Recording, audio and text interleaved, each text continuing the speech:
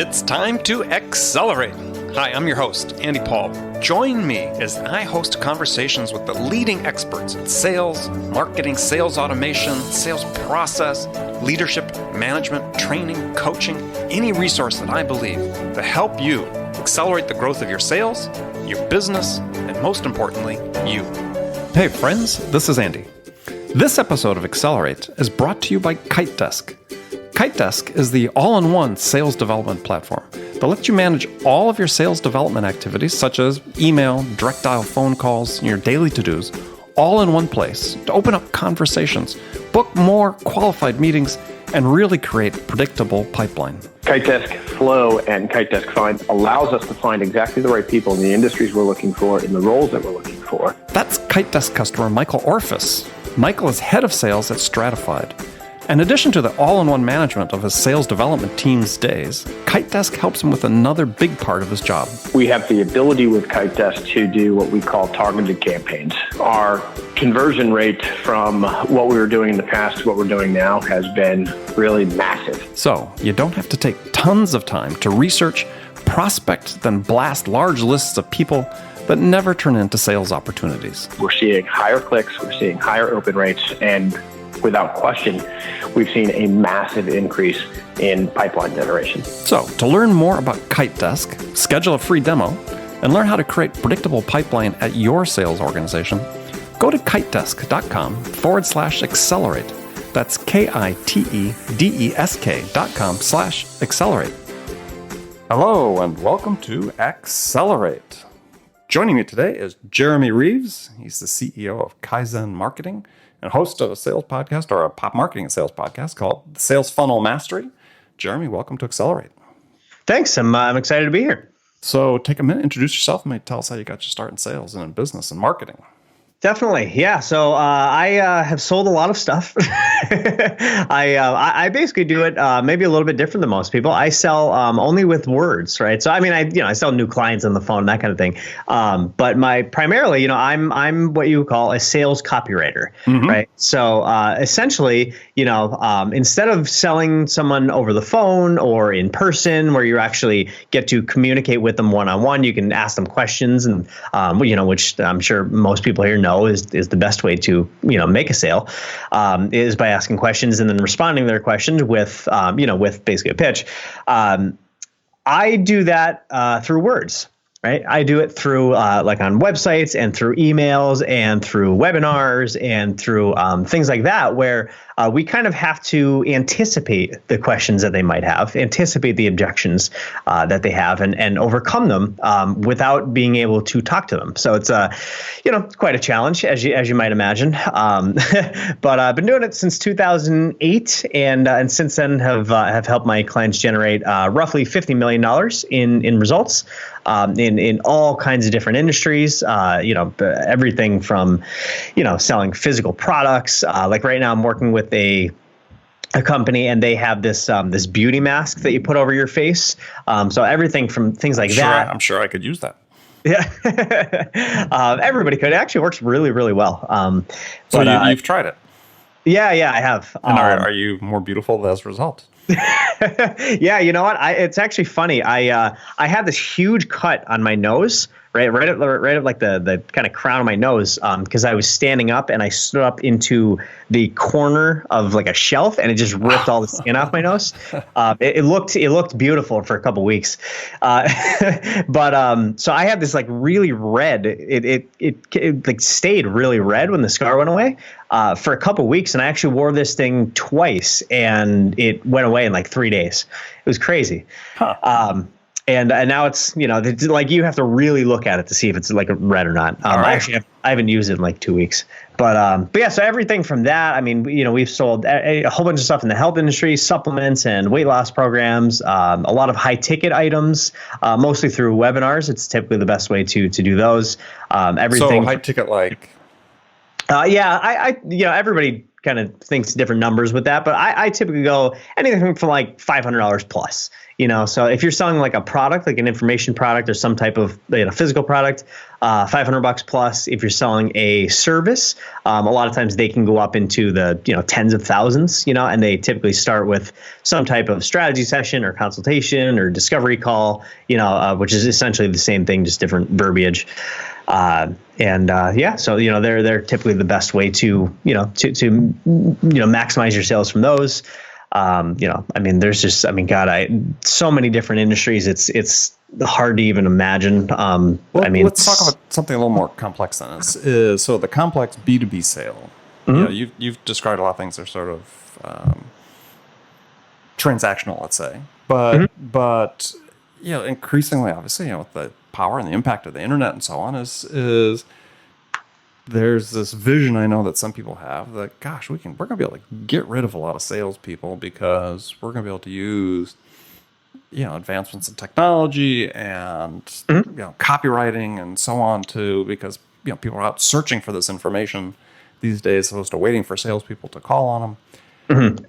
So, what are you seeing in terms of, people turning to really effective copy to sort of supplant the old face-to-face selling funnel with something that's more virtual? Sure, that's a good question, and I'm actually a huge fan of as much as I love automation, and that's kind of what I talk about on a daily basis. I'm actually a huge fan of adding salespeople back into the mix. Right. So one of the things that I tell my clients to do is with online sales funnels. We love to automate things, right? And depending on the price point, you can just sell it on, through, if it's $100 or a couple $100 even, or, if it's an information product up to even like $2,000, you can sell it without anybody talking to them. But the thing that I think a lot of people miss is they say, like, even if it's just say $500, right? You can definitely sell something, fairly easily for $500 without anybody talking to them. But are you maximizing the sales? That's what a lot of people miss. And it's like, oh, I'm going to automate this and I don't want to hire salespeople and that kind of thing. But it's like, well, look, you can sell the people because in any market, there's going to be a percentage of the audience that they're just going to buy. Like if you give them the right pitch, it's the right timing, you have the right offer, you're going to sell them, right? Mm-hmm. And then there's also people that just are never going to buy. They just want free information. They're just never going to buy. And then there's the middle category. Like think of these people as like on the fence, right? They may or may not be able to be pushed over, right? Some of them will eventually buy. A lot of people need just that little bit extra. And what I tell a lot of people is, sell as much as you can without having anybody that talks to them personally. But if you add a salesperson and you get people to, and you call some of the people that haven't bought, and you can overcome their objections on the phone, you're going to make a lot more sales. I actually have one client who they did basically, it was like a 2-step lead generation process. So they sold things for getting kind of like a LegalZoom type of deal, but they're one of their competitors. So, people came and they said, okay, I want to start whatever, an LLC or an S corp or whatever, some type of entity, right? And my clients did that for them, right? And so people would come and it was like, step one, and it was like, first name, last name, email address, and what type of entity you want to form. And then step two was they had to like fill out the name of the entity, their address, all that kind of stuff, and then go through the process. So what they did was they added, people that basically did step one, but didn't do step two. They had a salesman call them. They increased their overall leads by 50% by doing that, right? Increased qualified opportunities by 50%. Yeah, exactly. Yep. Right. So it's I like to use kind of the automated, the really good sales copy, coming up with the right positioning for the offer, all that kind of stuff. Everything that I do, all the copywriting, selling them as much as we can on print. But I like to, when it's applicable, I like to mix that with actually having a salesman. You know what I mean? And if you're selling something where you have to if people have a lot of questions about it, if it's not like, hey, here's what you get, and it's X amount of dollars, if there's something where people have questions, for, any kind of service really, where you get on the phone, I mean, people have to know how to sell because it makes a difference. I mean, what I do in that case is I can pre-sell them really, really well. I can get them to like 80% of the way, 85, 90% of the way, but they still need those specifics so that you can show them how everything applies to them. How what you're going to be able to help them with is going to solve their specific problem and help them achieve the outcomes. I think that's really what's missing, right? At that point. Yep, exactly. And what I do in a lot of cases can get them almost all the way there. But like if you're, figure if you're selling a $10,000 product, it's kind of hard to sell that without actually talking to somebody. Like you're not going to get somebody that goes on your website and makes a $10,000 purchase, without ever talking to somebody. You know what I mean? You can get them most of the way there. You can do a productized service where you even tell them the price, but in most cases, it's going to be really hard to sell that person without actually speaking to them on the phone, So yeah, I mean, I like to mix it. So your podcast called Sales Funnel Mastery is which talks more specifically about online sales funnels, but is the sales funnel in general, whether online or face-to-face selling, is it becoming obsolete, or at least as we know it today, is it start becoming obsolete? Yeah, I think as we know it, and not that it's becoming obsolete, I wouldn't say. I think that's a little bit too, harsh, I guess. But it's definitely becoming less impactful, I guess we could say. So I have clients that have a very simple, just hey, you opt in, you get a free report or something, we sell you on the product, and it works. So it does still work. It doesn't work as well as it used to, right? And again, there's no, and when we say it doesn't work as well as it used to, we're referring to, let's say, in the online senses. Yeah, somebody opts into your list, they're going to get hit with 5 or 6 emails over the period of time that take people through the funnel. And what you're saying is that's really becoming more compressed in many cases. Yeah. It still works, but definitely not like it used to, when sales funnels became a big thing, 2-3 years ago, things like that. I mean, it was just, you just sent people to a page, got them on a list, and they just bought.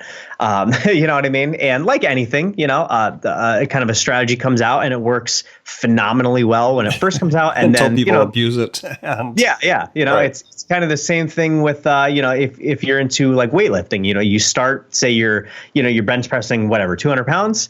At first you're getting really, really good results because you're pushing your muscles, you're pushing your body, and you get stronger. And then all of a sudden it's not a challenge for your body anymore. And you're not getting as good results. So you have to add something. In that case, you have to add more weight.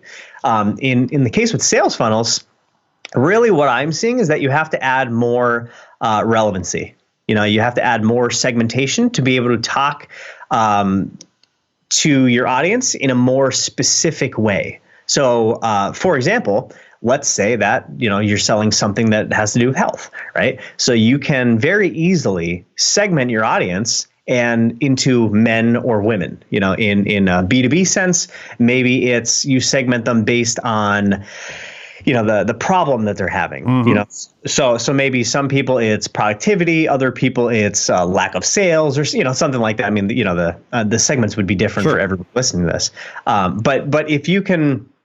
That's kind of what I'm seeing, is being able to segment people based on, the problem that they're having or the type of person they are, something like that. Because then you're still doing the automation. You're still doing, everything that works really well with the sales funnel is, having the right timing, being able to stay top of mind, being able to build a relationship with them, and all the other things that sales funnels really help you with, right? That can't be done just by having someone look at your website once.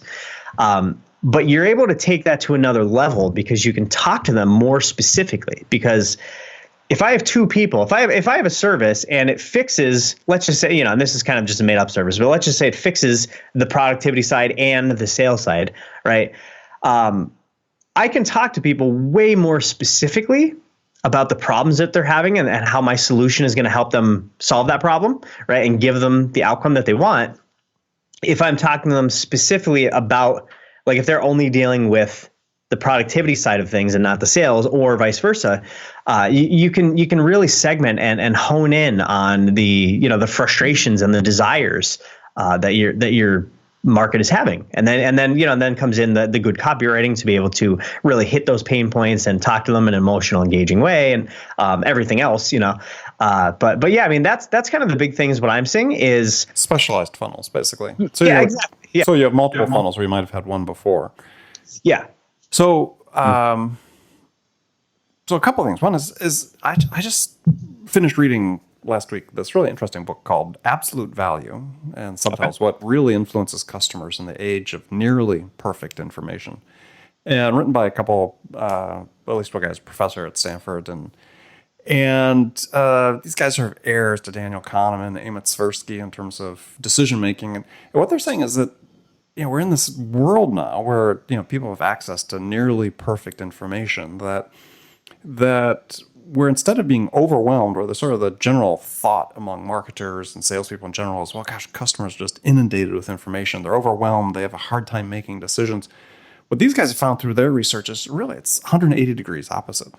Mm-hmm. That actually all this information, given the fact we have all these tools that enable them to sort through the information, whether it's starting at the top with Google and then working down into discussion groups or chat groups or product reviews on Amazon, so on social media and so on, is that people are actually able to buyers are very adept at sorting through all this information and understanding what they call the absolute value, which is really sort of the utility, if you will, of what the experience is going to be using this product in a way that they've never been before. And so one of their results of their study they find is that sort of traditional tools of influence, i.e. in some cases sales funnels, it could be copywriting, could be offers, brand names, so on, really have lost a lot of influence in the purchasing process these days.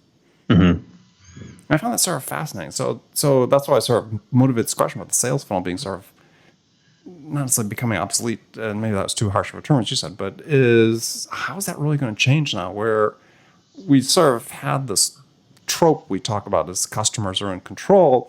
What they're finding through their research is that, yeah, they really are in control, but in a way that makes it almost seem like, what is the real value of sellers in this environment? Yeah, and what, and that actually sounds like an interesting book. I should read it. One of the things that I've really seen a huge trend in because they are right, like they have access to so much information, and a lot of people are saying the same things. You can buy, let's just say it's an information product. You can buy 10 different things around the same topic, and 90% of it is going to be saying the same thing, and then everybody has their own little twist on it. One of the things that I've really seen this is really over the last, I would say 1 to 2 years, is building the relationship. You know what I mean? Engagement, being able to bond with your audience and really selling you, people don't want to buy from faceless companies anymore. They want to buy from people with personalities and, that are going through their own struggles. I even know from my own podcast, and I've actually thought about writing a book on this. It's so powerful. One of the biggest and most influential things I've seen in my life is being vulnerable. Right. So I have autoresponders, and, they go out to the customers and all that kind of thing. And I noticed that in probably, I would say at least 70% of the cases where people are writing back to me and saying, oh my God, that was so amazing, or, you helped me, it was valuable, or whatever. In probably at least 70% of the cases, it was a story about me being vulnerable in some way, and then transitioning into a lesson for them. Right. So for one example is my wife has epilepsy. So she has grand mal, and which means basically she loses consciousness. Okay. So when she was pregnant with our first child, Connor, he's 5 now. I was in our kitchen in one of our old houses, and I heard her yell. And I've been with her since let's see, it's been 12 years now. Mm-hmm. So I've witnessed her having, I don't know, probably around maybe 8 seizures or so. She has them like, every 6 months to a year or so. And so I heard her kind of like say my name, and it was just in the, like sometimes you just know, Sure. Sure. It's just like that gut sense. So I was in the kitchen. I think I was making dinner. I was doing something in there, and I heard her, and I'm like, uh-oh. And I just like no thought. I just started sprinting towards the steps because I could tell it was coming from the top of the steps. So no thought, just started sprinting towards the top of the steps. I got halfway up the steps, and she fell down onto her knees and started falling down the steps.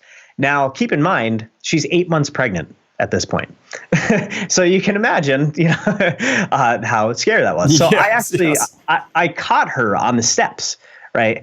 And I think it was one of those like Superman moments, right? Because normally, I think very few people would be able to catch somebody, a full weighted person. I mean, she's small. She's she's a small, woman, but still, I mean, right. Yeah, she was pregnant. Yeah. And she was falling down the steps, and so you can't really get much like power in your legs really. And so that happened. So I have a story in there talking about that. And then I transitioned it into a marketing lesson, for my audience. And I forget what the marketing lesson even was, but I would say like, I would say of all the emails that people reply to, that one probably gets at least 4 times the amount of replies of any other email, and it's like every time I'm actually like almost tearing up even saying that story. It's a very emotional story for me. And like in the email, it just, the emotion pours out of it. And so I have a whole bunch of those different stories, and I have kind of a theory. I need to put a name on it, but I have a theory that, when people join your list, think of why you have friends. Think of your friends, right? Think of your friends that you really like. Could be, business associates, colleagues, actual friends, like in your, quote unquote, real life, like, in your local area, whatever. There's one of the reasons that people have friends, right, and are attracted to one another. Is because they relate to them in some way, right? You have similar interests, you have similar hobbies, whatever you like to do, that kind of thing. And so I actually infuse that into my copy, into the stories that we tell. So I have a bunch of, let's just call them trigger points of things that I want to attract other, my audience that relates to me. So one of them is my wife, that she has epilepsy. Another one is my father passed away from cancer. So anybody who's dealt with that, if I tell stories about, the struggle that I went through with my father having cancer and then passing away from it, anybody who's dealt with that or knows anybody with it is going to instantly bond with me. Right. And then, I have a whole bunch of those, I like the Philadelphia Eagles. I like to work out. I like, sorry about that Eagle connection. Oh, I know. Oh my God. You get a lot of people. That's really being vulnerable right there. And I also get emails on that too. Oh, I hate the Eagles. I love, whoever, Cowboys usually, something like that. But I have a whole bunch of things like that. And it's about creating that engagement with the audience, and so, that's a really big tip is like, if you're writing emails, you get people on your list. It's not just about what you sell or the problem that you solve. That's a huge part of it, obviously. But people buy from people that they know, like, and trust. Right. So even as salesmen, if you're calling somebody, if it's worth the time to do this, research them. Look up, most people, you can look up their Facebook page and know, at least the cliff notes of their life story in like 30 seconds, so look them up on Facebook. If they're not set to private, you can just look down, see if they have kids, see if they, what hobbies they like, and blah, blah, blah. And then, how you can quickly relate to them, and don't do it in a creepy way, obviously. But if you can do it in a way that's very genuine, you know what I mean? And kind of just natural, I guess is a good way to say it. It just creates a connection that you can't build without being able to do that. And people, like I said, they buy from the other people that they know, like, and trust. If they don't trust you, there's no way they're going to buy from you. So if you can create that bond and that engagement and relationship, whether it's through your emails or through, on a phone call or whatever it is, if you're selling face to face, look around, see what pictures they have in their office. I'm sure a lot of people already know this, see what pictures. Oh yeah. Hey, I see your son's in baseball. Mine is too. It's instant bond. So yeah, that's, it just helps, and I think that's kind of, that's a huge trend that I see is building a connection and a relationship with your audience. Well, I think that's one of the things that, and I agree with you. I think this is, we're going through, trends of disruption, if you will, or waves of disruption that happen in terms of how we engage with customers, or how we, I'm going to use engage too often here. But and what we're seeing and what I'm hearing, because again, I interview guests 6 days a week. And one of the common themes is, we're starting to see now sort of the downside of some of this automation is that at the end of the day, we can automate our processes. What's missing is this level of engagement with our prospects. And I think that is something that's, you clear away sort of all the smoke and mirrors about automation, that's really what's left. And you've talked about it in a very relatable way. And I think relatability is really the word that you were looking for, is how do we engage as well? How do we make ourselves relatable to our audiences? And I use that in a plural sense because there are multiple audiences and you have to have multiple stories. And too often you see people sort of try to just do one story, and one story is not enough. Yeah, one of my products that I'm coming out with in the future, I haven't even started yet, but it's I've actually been getting a lot of people asking me, which is a good sign when your people on your email list are actually asking you to build something to sell them. But I get people all the time saying, hey, oh my God, I can't, I literally wake up in the morning and can't wait to read my email so that I can see what you're going to tell me today. And I get that all the time. And it's because I use stories to add value, and I think that's a really good way of saying it, is using stories to add value to their lives, because you don't just want to tell stories. You don't just want to give good information. You don't just want to talk to them about their problems and the solution you have. You want to kind of combine all those. You have to kind of infuse your stories with value. One of the easy ways of doing that is just simply, you have a story that transitions into value, which transitions into your product. So let me try to do one right off the top of my head. Sure. I'm just going to look around my room and see what I have here. So, all right, well, I have plants, right? And there's some it's a little bit yellow, right? So you could say, hey, I was just looking over, and by the way, I'm literally coming up this off the top of my head, so it's not going to be polished. So please, on the cards and letters, let's not grade them too harshly. Yeah. So you could say, hey, I came down to my office this morning and I noticed that one of, I have plants kind of in my office, and I noticed that one of my plants, I actually have a money tree if people know what that is.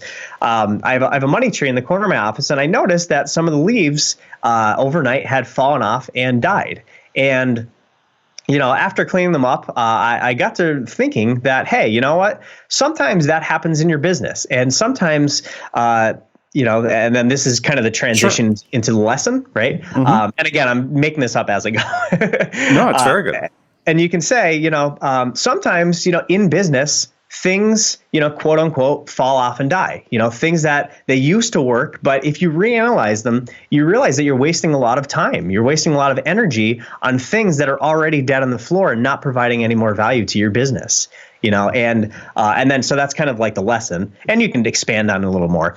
And then you go into the transition into whatever it is that you sell. And in this case, maybe it's a productivity course, and you can say, look, and that's one of the things that I cover. I cover it in module, 6 of the course is looking at your business, looking at whether it's what you're doing on a daily basis, whether it's looking at certain segments of your market and realizing that you're putting a lot of time and energy into serving that part of the market, but it's actually not really contributing to your bottom line. Whereas you might have basically you're focusing on the dead pieces on the ground when you still have a whole plant that's growing and thriving, but rather than focusing on what's healthy and helping you grow, you're focusing on what's dead and old and waste on the floor that you should be throwing away. And you can see kind of the progression of that. You tell the story, tells a little bit about you. People can kind of get an image of what's happening in your office.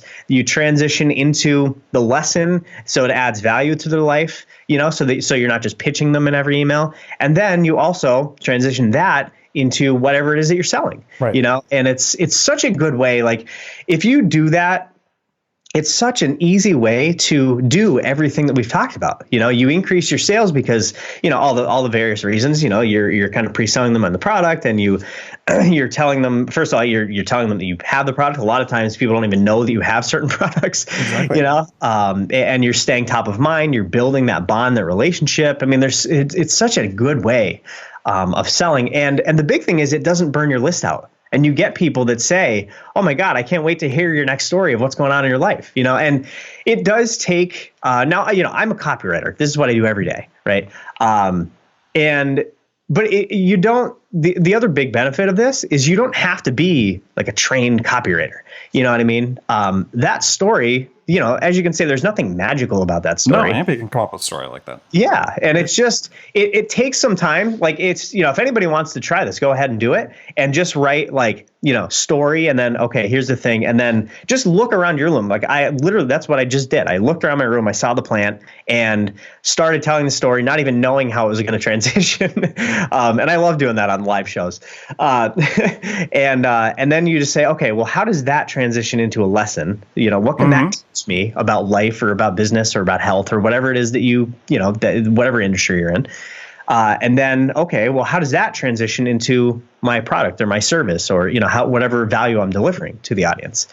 And if you practice that, like in the beginning, it's going to be tough, right? It's going to be harder in the beginning, but once you do it a couple times, that's why I can just look at something, Well, also if you take it outside the context of, sending to a list and you're saying, okay, we've got a salesperson in the field that's got, certain accounts they talk to, or they're in, inside salesperson, there's certain accounts they talk to. Yeah, they can have a few stories like that they can share around as they can use it multiple times. Yeah, absolutely. Yeah. So if you're a salesman and you're not writing the emails, just think of how to apply what we just went over into, in-person selling. Cause it's really, I'm just selling via email rather than via, face-to-face or phone or whatever. Right. Yeah, no, it works the same way. The story, the value of the story is the same in either respect. And I love the transition that you did there. That's a great way. And oftentimes stories we are always sort of told, or at least the way people are taught increasingly in sales these days is, you tell stories about your existing customers and what they're doing. And, but if they have stories about themselves, because this whole idea, and one of the things that I certainly teach people when I'm working and write about selling is this aspect of vulnerability. I think is really critical in terms of developing that level of engagement that you're talking about. Yeah. Is people want to see that.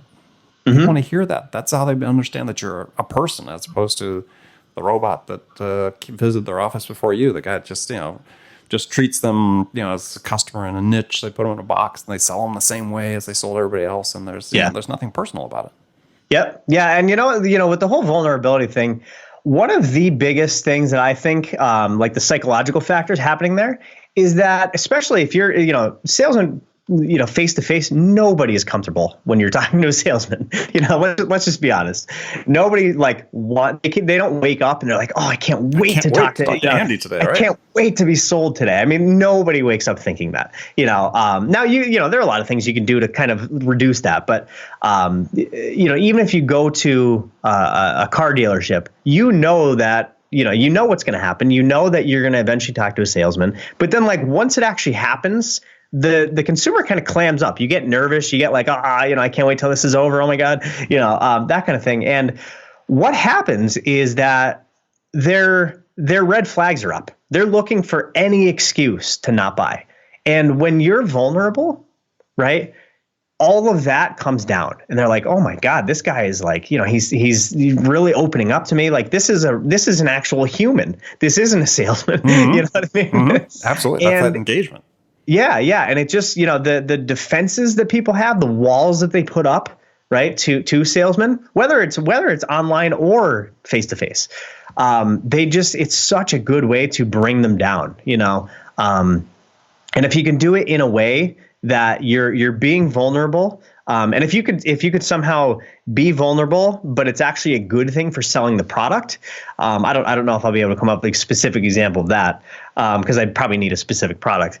But if you can do that in a way that think of like, okay, what can I be vulnerable about, right? Say you're selling a car or something. I don't know. I'm trying to think of an example.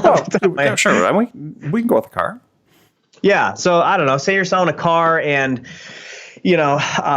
something about like if you're selling with safety and what's a good I think Volvo are they known for being safe? Yeah. So like that, and you could say maybe you've been in a car accident.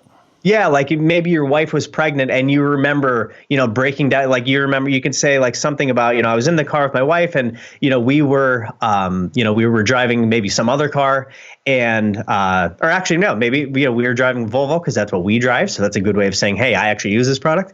So we were driving a Volvo, somebody hit us. I knew my wife was pregnant. And while she was there, I was like, oh my God, are you okay? And, I took care of her. And then later that night I went home and I broke down crying because it all hit me later, and you could say like, I just couldn't express my gratitude enough that we were driving a Volvo, that's known for being safe. And I actually looked it up, and what happened was that, the person, I don't know anything about Volvos.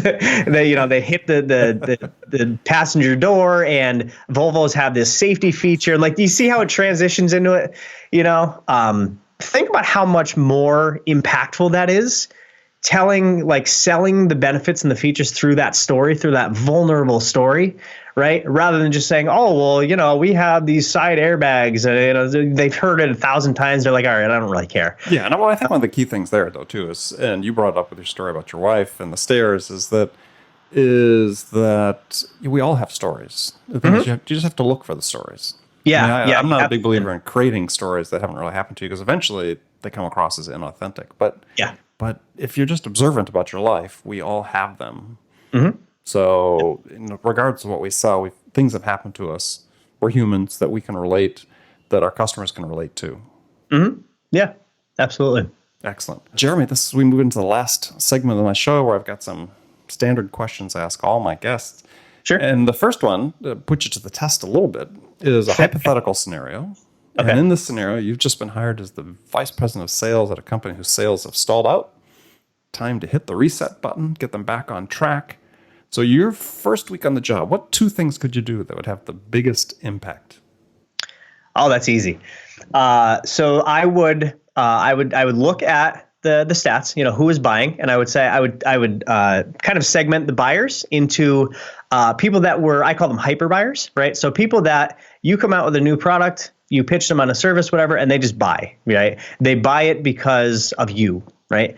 So there are people that just whether they just love to buy stuff or it's because they just have such a deep relationship with you. I would first of all, I guess the step one is segment them, find out who they are. Mm-hmm. Right. Mm-hmm. Who are the hyper buyers, or another way of looking at it is who is your what product or service is kind of your hyper product or service. Right. Essentially doing like an 80-20, right? Figure out where 80% of your results are coming from. The next thing is I would call those people on the phone, and I would say I'd have 2 questions for them. Actually, what I would do is call them on the phone, and so this is kind of like a 2-part. This is like 2A and 2B sort of. So again, first one is to segment that to find out either who's spending more money with us or what product or service are they spending more money with us on. Second thing is call the hyper buyers and say, hey, what is it about us that why are you so loyal? I love the fact that you are, but what is it about us that really attracts you to us? Mm-hmm. And then the second thing is I would call people who didn't buy, right? So call people that they were interested. For some reason, they said no. I actually do this myself, both of these actually, and say, hey, what was it about our service? Like, I know you were interested, you needed help with whatever. What caused you to, go to somebody else? And call 5, 10 people, something like that. You can also do this in surveys, right, online if you don't want to call people. But I would recommend doing both. Do a survey to your whole list, but then also call a couple people. You get much, much, much deeper insights when you talk to people on the phone. And I know that because I've done this. I actually did it like a week and a half ago for one of my clients. And so I would do that.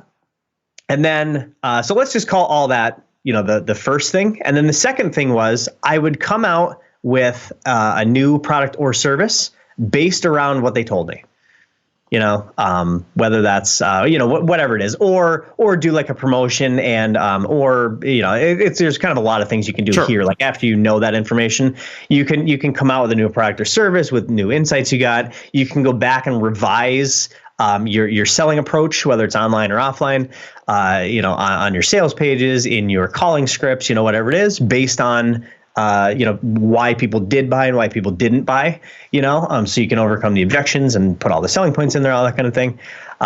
You can, there's a lot of different things you can do. You can do more advertising to those exact people, so on Facebook ads, for example, if you find out like, okay, our hyper target market is, men that are 50 to, 60, and they're dealing with these specific issues, and they tend to live in this type of community. They tend to make this type of money. You can go on Facebook and, say, okay, only send ads to people that are, and then all those criteria. Demographic, right? Yeah. And then in the ad, you say, hey, are you dealing with this? Are you dealing with this? Are you dealing with this? And then you kind of go into your whole thing. So that's what I would do. Okay. Good answer. Great answer. All right. So I've got some rapid fire questions that you can give 1-word answers to or elaborate if you wish. First one is, so when you're selling your services, what's your most powerful sales attribute? You know what? I go after people, one of my best clients are people that know copy, they just don't want to do it. So my thing is, look, when you get this back from me, a lot of my clients, they know what good copy is, you know what I mean? So when they get copy back from me, my main goal is to have as minimal edits as possible, because I've worked with a lot of lower end copywriters. I'm a little bit more on the higher end scale. And I've worked with more, let's just say like newbie copywriters. And I know that just on like my side projects, I have side businesses and things like that.